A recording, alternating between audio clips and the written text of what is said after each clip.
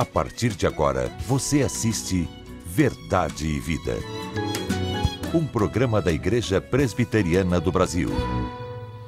Nós estamos iniciando mais uma vez o programa Verdade e Vida. E eu estou muito grato a Deus pelo privilégio de mais uma vez compartilhar com você e com a sua família a palavra de Deus.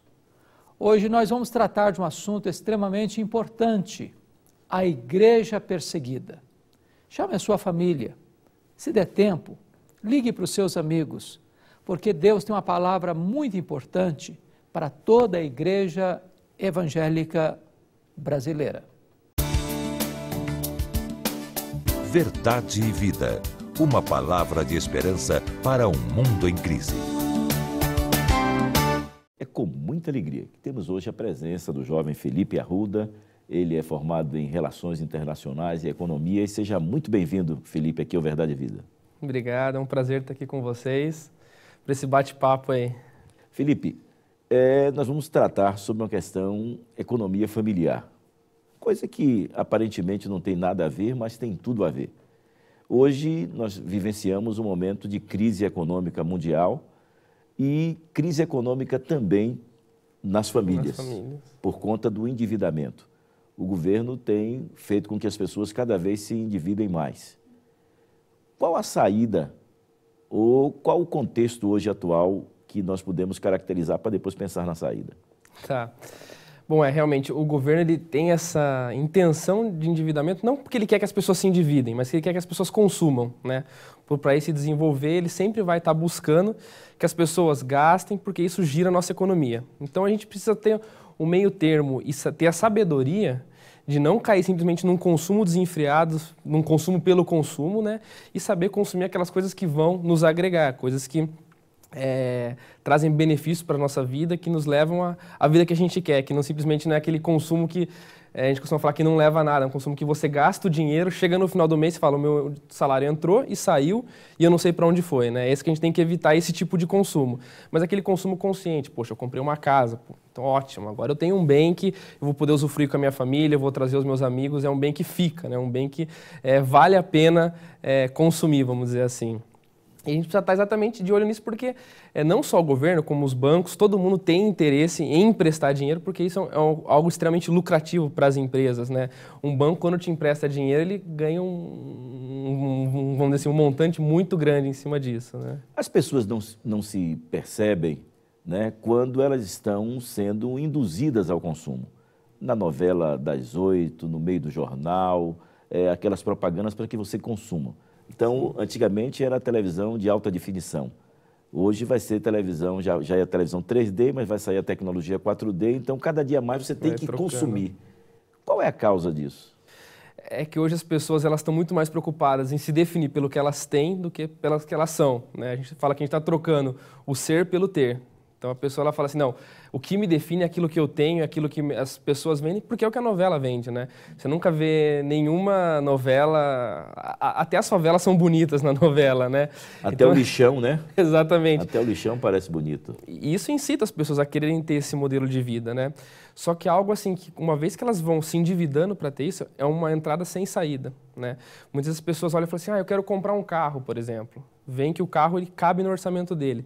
Mas qual que é o problema? Um carro ele traz uma série de custos, né? Você não só tem que se preocupar em pagar o financiamento do seu carro, mas tem o combustível, tem estacionamento, documentação, e por aí vai. E muitas vezes as pessoas não se dão conta disso e acabam extrapolando aí no orçamento e uma vez endividado é difícil sair. O que eu percebi essa semana, eu vi uma reportagem que falava sobre que a cada dia 250 carros são tomados e leiloados. Então, as pessoas que pensaram que conseguiriam pagar os seus carros, de repente, não tem mais esse bem e, quando leiloa, paga parte da dívida, ela continua com a dívida. Sim. Certo? Por que as pessoas entram nesse círculo vicioso? É falta de planejamento familiar? Sem dúvida. As pessoas elas não se planejam antes de sair fazendo o consumo, né? Depois que elas vão ver o que elas fizeram. Mas uma coisa muito importante eu falo, é profissionalizar suas finanças pessoais. O que é isso? É eu olhar e falar assim, não, eu tenho tanto para gastar nisso, ter as metas e seguir a risca, fazer o planejamento antes, né? Porque a pessoa ela chega numa loja, numa concessionária para comprar um carro, de repente o vendedor, é lógico que ele vai estar empurrando alguma coisa um pouco mais cara, um banco de couro, um ar-condicionado, e a pessoa na hora, lógico, são coisas extremamente prazerosas, ele vai cedendo a esses desejos. Não, tudo bem, mil aqui, 1000 ali, de repente quando você vê, você gastou muito mais do que você tinha. Exatamente por quê? Porque você não foi com um planejamento claro. Não, eu preciso gastar tanto, é até aqui que eu posso ir, daqui para cá eu já tenho que me segurar, né? A pessoa ela vai se rendendo aos desejos dela do momento e vai gastando, né? Felipe, encerrando assim a nossa entrevista, nós estamos indo num caminho muito parecido com os Estados Unidos. As pessoas são instadas a renegociar a carro que já pagou, o prédio já pagou, e isso levou os Estados Unidos à situação que levou.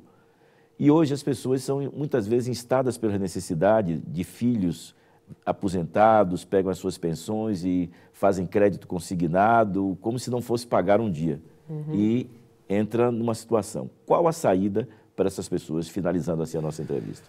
Olha, hoje uma dica que fica para as pessoas, o governo está fazendo uma série de mudanças econômicas para reduzir a taxa de juros. Então, quem já tem uma dívida, vale a pena sim sentar no banco e refazer essa dívida, não porque a gente está empurrando um problema, mas porque agora as condições são melhores. Só que o que nenhum banco vai falar para você é que se você faz uma dívida nova hoje, você paga muito menos juros do que a antiga que você tem. Então, para começar a sair desse problema, o que é? Chega no seu banco e fala, eu quero pagar aquela dívida antiga, e aí você vai fazer uma nova, mas com uma taxa de juros muito mais baixa. Esse é o primeiro ponto para quem já está endividado, né? É importante falar isso porque não vai ser o seu banco que vai falar isso, porque ele vai ganhar menos na hora que você fizer isso. Então, sente com o seu gerente, procure em outros bancos e fale assim, eu tenho uma dívida e eu quero mudar. Esse é o momento para fazer isso. Tem que aproveitar esse momento para, primeiro, começar a tentar pagar essas dívidas e, a partir de então, ter um planejamento mais sólido para não deixar cair nesse cenário de novo, né? Felipe, o tempo é curto, mas Deus o Obrigado. abençoe. Amém. Né? E esperamos termos uma outra oportunidade. Por enquanto, nós vamos essa mensagem musical e logo após, a mensagem que Deus preparou ao seu coração através do reverendo Hernandes Dias Lopes. Verdade e vida. Uma palavra de esperança para um mundo em crise. Acende candeia, traz luz lampião, invade de cores a cena ao redor, clareia essas trevas qual sol de neon, brilhando o espaço, teu traço é maior.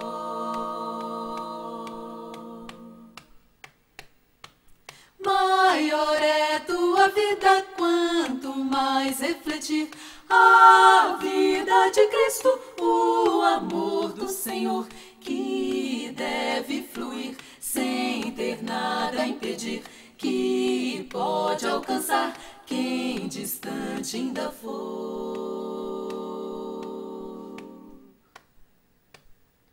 Não há nada oculto que não venha a sair, a plena clareza ao sol da manhã, nem nada escondido que possa fugir aos olhos de Cristo quando Ele voltar.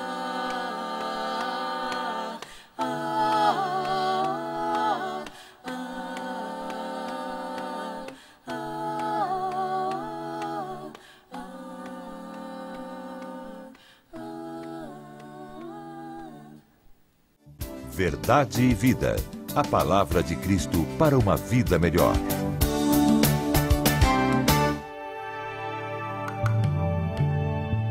Nós queremos abordar o tema proposto para hoje, que é a igreja perseguida, e vamos tratar deste tema à luz de 2 Timóteo, capítulo 3, versículo 12. Todos quantos quiserem viver piedosamente em Cristo serão perseguidos.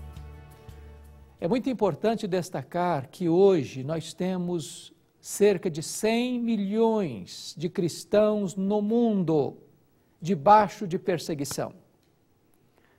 Irmãos nossos que estão presos, outros que são torturados, outros que são privados da sua liberdade, outros que são deserdados pela família, outros que são martirizados.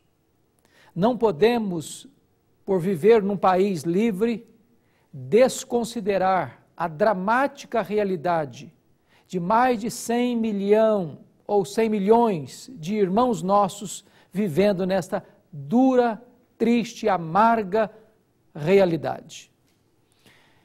É importante destacar que a Igreja do Senhor Jesus sempre foi uma igreja mártir, começando com a agenda que Jesus Cristo passou para a sua igreja em Atos 1:8. Mas recebereis poder ao descer sobre vós o Espírito Santo e sereis minhas testemunhas. A palavra testemunha no grego é a palavra mártir. A Igreja de Cristo sempre foi perseguida, porque o mundo sempre foi hostil à Igreja. A Igreja sempre laborou e trabalhou num território inimigo, porque a missão da Igreja é arrancar aqueles que estão na potestade de Satanás, no império das trevas, e trazê-los para o reino da luz. Certamente isto implica em oposição ferrenha, elaborada, consistente e perseverante do mundo e do diabo. Vale destacar que a Igreja começa a sua história debaixo de perseguição. Os apóstolos foram presos, açoitados, mais tarde Estevão é martirizado pelo Sinédrio, em seguida o apóstolo Tiago é morto à espada por Herodes, e dos apóstolos, todos eles foram martirizados, exceto o apóstolo João, que também foi deportado para a ilha de Pátimos. A perseguição começa no Império Romano de uma forma brutal e cruel, desde que Nero assumiu o governo, em julho de 54, quando ele, em 64, 10 anos depois, vai incendiar a capital do Império e colocar a culpa deste incêndio nos cristãos. Os cristãos são queimados em praça pública, se tornam tochas vivas para iluminar as noites de Roma, massacre, banho de sangue por todos os cantos. No ano 70, Tito Vespasiano invade Jerusalém, queima a cidade, destrói o templo, mata milhares de judeus e cristãos e promove aquela que vai ser a maior dispersão de todos os tempos. A partir daí, os imperadores que vêm são todos, na sua maioria, cruéis, inimigos figadais, irreconciliáveis dos cristãos. Nós encontramos Domiciano, chamado segundo Nero, que é o primeiro imperador a arrogar para si o título de Senhor e Deus, e este homem perseguiu de forma implacável os cristãos. Depois nós tivemos muitos outros, como Marco Aurélio, Sétimo Severo, Décio, Diocleciano. Este período dos 3 primeiros séculos do cristianismo foram períodos de tortura, de massacre, de violência, de mortes, de martírios, de lágrimas, de dores, de amarga perseguição. Mas a perseguição não para aí. Quando você avança um pouco para a história, depois vem as fogueiras da Inquisição, quando milhares, dezenas, centenas de milhares de cristãos morreram queimados por causa da sua fé em Cristo Jesus. Quando chegamos ao período da pré-reforma, não foi diferente. Os pré-reformadores foram perseguidos, caçados e mortos, como Jan Hus, que na Boêmia foi levado à fogueira e queimado vivo por professar o nome do Senhor Jesus Cristo. Mais tarde, Jerônimo Savonarola, em Florença, na Itália, recebe também o martírio por causa da sua fé em Cristo Jesus. William Tyndale foi esquartejado e os membros do seu corpo espalhados por vários lugares da Europa, simplesmente pelo fato de professar o nome do Senhor Jesus Cristo. A reforma veio, a reforma protestante do século XVI, Mas a igreja jamais deixou de ser perseguida. No ano de 1559, na França, Catarina de Médicis assume o governo da França. E na noite de 24 de agosto de 1572, na famigerada noite de São Bartolomeu, esta rainha da França promove uma chacina coletiva dos huguenotes, os protestantes da França. E dezenas de milhares deles foram trucidados traiçoeiramente, sob os aplausos de Filipe II, rei da Espanha, e o encorajamento do Papa que governava a igreja naquela época. Um banho de sangue, um massacre a ponto de ser proibido ser protestante na França naquela época. Quando nós vamos para a Inglaterra, também não foi diferente. Não foi diferente. Em 1534, Henrique VIII rompe com o catolicismo na Inglaterra e passa a ser chefe de Estado e chefe da igreja que estabelece a igreja anglicana. Na verdade, ele rompeu não por questões de convicção teológica, mas por questão de conveniência pessoal. Ele queria um herdeiro para o trono e queria separar-se da sua mulher, divorciar-se da sua mulher e casar-se com Ana Bolena. Como o Papa não lhe dava autorização para isto, ele rompeu com a igreja, criou uma nova igreja na Inglaterra e passou a ser chefe de Estado e chefe da igreja. Na verdade, Henrique VIII morreu em 1547, e o seu filho, agora Eduardo VI, com 10 anos, começa a reinar na Inglaterra. E quis a providência de Deus que ele tivesse um reinado muito curto, de 1547 a 1553, quando ele morre aos 16 anos de idade. E assume o governo da Inglaterra a sua irmã Maria Tudor, chamada Maria Sanguinária. E essa mulher leva para a estaca e queima em praça pública os 3 líderes do protestantismo na Inglaterra, Ridley, Latimer e Cranmer. E muitos outros crentes da Inglaterra foram mortos e trucidados por uma perseguição implacável. Muitos deles tiveram que fugir da Inglaterra por causa da insolente e terrível perseguição. Mas jamais a perseguição cessou na história da igreja. A fogueira da intolerância, da Inquisição, levou dezenas de cristãos, após isso, à fogueira e à morte. Mas, na verdade, é no século XX que nós assistimos o maior espetáculo de massacre, de tortura, de violência, de perseguição contra a Igreja do Senhor Jesus Cristo. Só no século XX aconteceram mais massacres do que em todo o restante da história anterior. Primeira Guerra Mundial, 30 milhões de pessoas foram mortas. Na Segunda Guerra Mundial, 60 milhões de pessoas foram mortas. Só na China, com Mao Tse-tung, cerca de 60 milhões de pessoas na China foram mortas. O nazismo, o fascismo, o comunismo foram braços de ferro que agiram de forma implacável contra a Igreja do Senhor Jesus Cristo. E há muitos irmãos nossos que ainda hoje estão presos, sendo torturados, passando por escassez de pão, violência física e psicológica, muitos deles ainda selando com o seu sangue a sua profissão de fé no Senhor Jesus Cristo. Não será diferente no fim dos tempos. A palavra de Deus diz que quando o anticristo se levantar, ele vai declarar guerra contra os santos de Deus e vai vencê-los. O que significa isso? Vai matá-los. Mas, ao mesmo tempo que o anticristo, com os seus agentes do mal, vão perseguir de forma implacável a igreja e levar muitos cristãos à morte, diz a Escritura, que os cristãos vão vencer o diabo e os seus agentes. De que maneira? Pelo sangue do Cordeiro e pela palavra do testemunho. Significa que quando um crente, em vez de apostatar, em vez de negar sua fé em Cristo, prefere a morte à apostasia, mesmo sendo morto, ele vence o diabo e os seus agentes. A igreja de Deus sempre foi uma igreja perseguida. Na verdade, hoje nós temos diferentes naipes de perseguição. Até mesmo a amizade do mundo é pior do que a espada do mundo.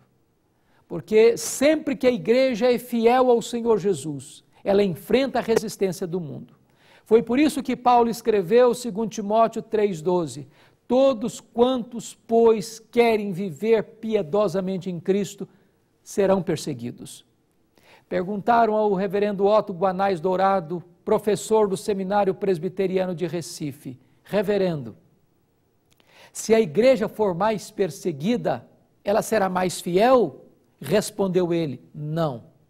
Se a igreja for mais fiel, ela será mais perseguida. Talvez hoje, em alguns lugares, a igreja não está sendo perseguida exatamente porque tem dado os braços ao mundo, sendo amiga do mundo, se conformando com o mundo e amando o mundo. Mas sempre que a igreja de Deus viveu de forma íntegra, fiel, pregando o evangelho com autoridade e poder, ela provoca a resistência do mundo, a perseguição do mundo. Não foi diferente com o apóstolo Paulo.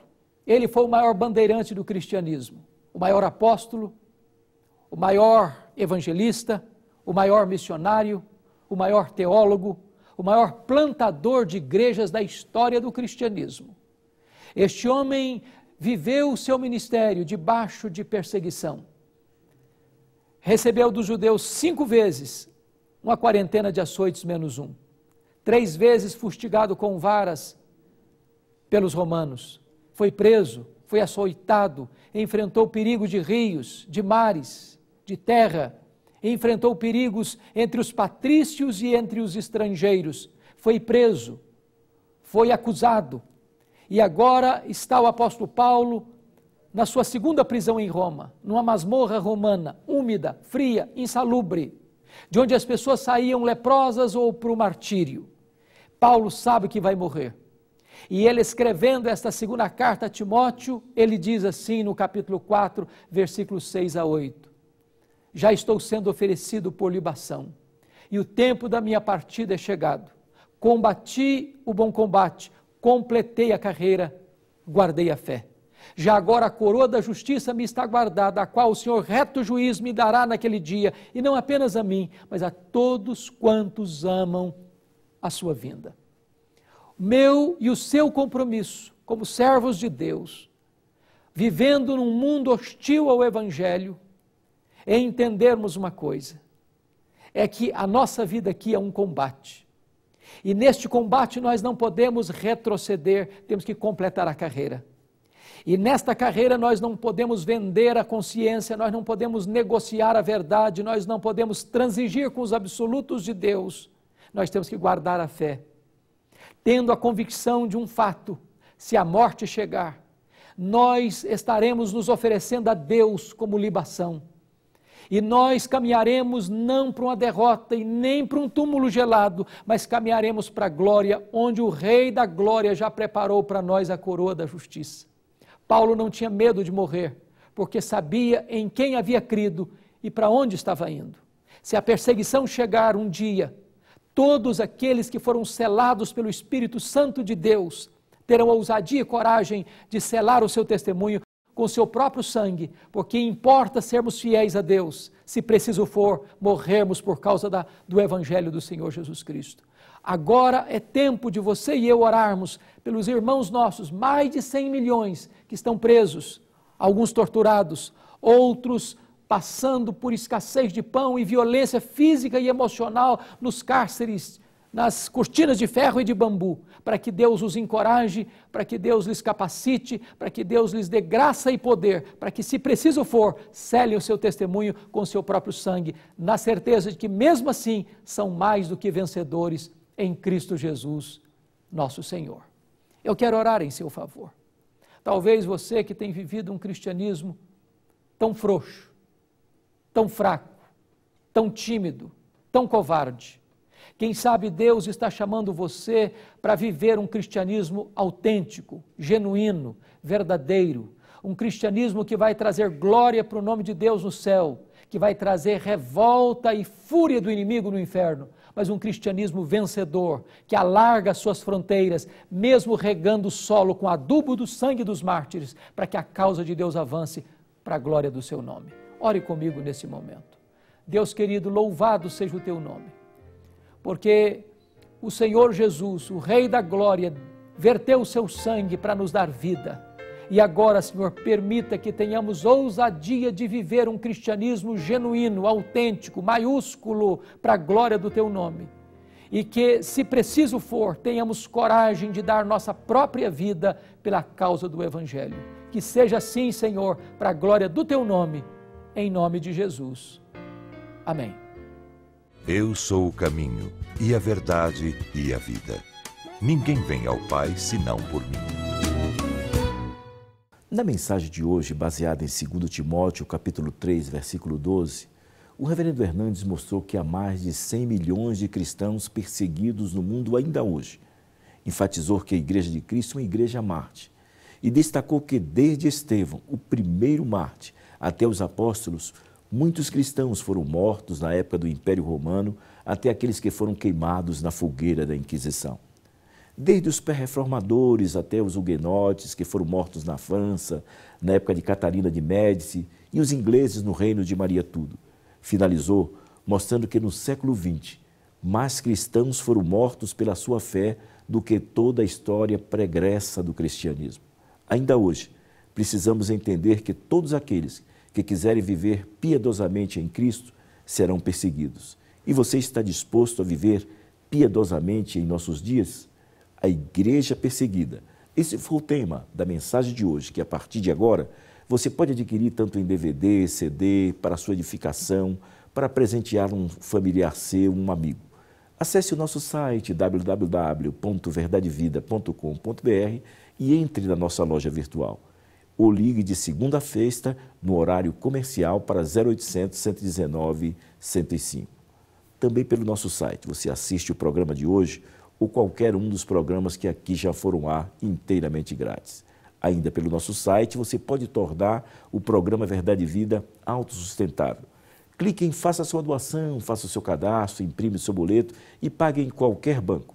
Ou ainda faça uma doação para o Banco do Brasil, para a conta 7000, dígito 9, da agência 442, dígito 3. Ou para a conta 68.000, dígito 1, da agência 553, dígito 3, do Bradesco. A mensagem de hoje que você acabou de ouvir impactou sua vida. Eu quero lhe convidar para, com toda a sua família, os seus filhos, estarem na igreja presbiteriana mais próxima da sua casa. Escola dominical e culto às 9 horas e à noite o culto vespertino às 18 horas. Você vai dizer ao pastor ali que você é um convidado do programa Verdade e Vida e que você quer conhecer mais acerca da Palavra de Deus. Clique ali em Igreja no nosso site e encontre a Igreja Presbiteriana do Brasil mais próxima da sua casa.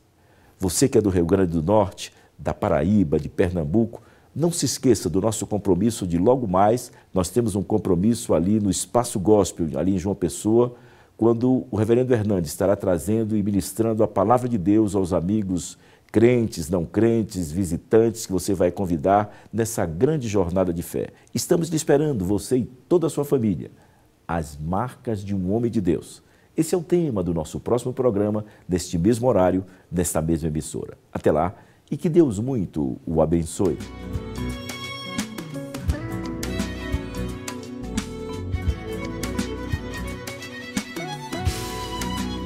Verdade e Vida.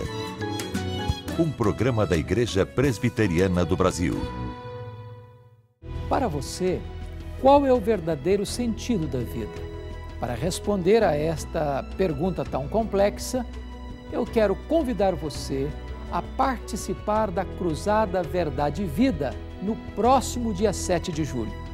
O nosso tema será Em Jesus Cristo, a esperança para você. Este evento será no Espaço Gospel, que fica na Avenida Senador Rui Carneiro, 1130, no bairro Brisamar, em João Pessoa, na Paraíba. Isto a partir das 7h30 da noite. Eu espero por você e que Deus abençoe a sua vida.